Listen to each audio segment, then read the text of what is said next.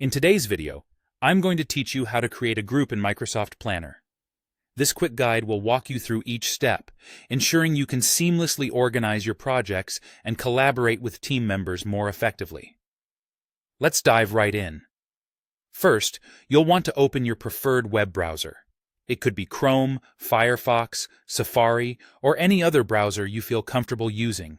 Once you have that open, head over to the search bar and type in Microsoft Planner. After your search results pop up, click on the official Microsoft Planner link to be directed to their site. When you're on the Microsoft Planner homepage, look up at the top right corner of your screen. You should see a Sign In button. Go ahead and click on that.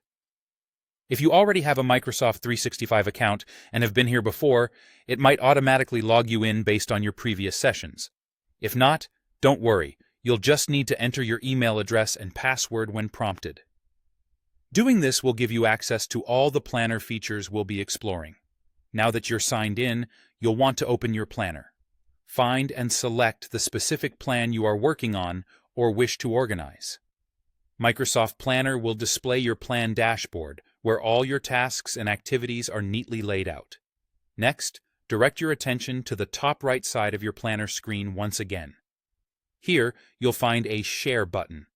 Go ahead and click on it.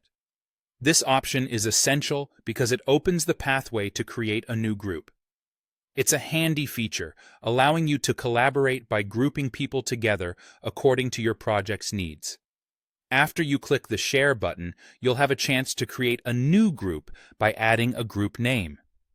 Choose something relevant to the project or task at hand, a name that's clear and easily recognizable to you and your team.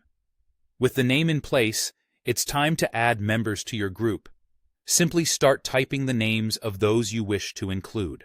Microsoft Planner will help you by matching the names you type with people in your organization's directory. This step ensures you're forming a team that can directly contribute to your project and be kept in the loop throughout all stages of planning. Finally, after your group name is set and all members have been added, you just need to click the Create Group button. That's it. You've successfully created a group in Microsoft Planner, setting the stage for organized and efficient teamwork.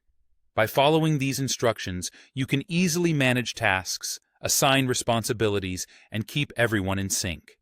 I hope this helps simplify the process for you. Thank you for watching, and see you in the next video.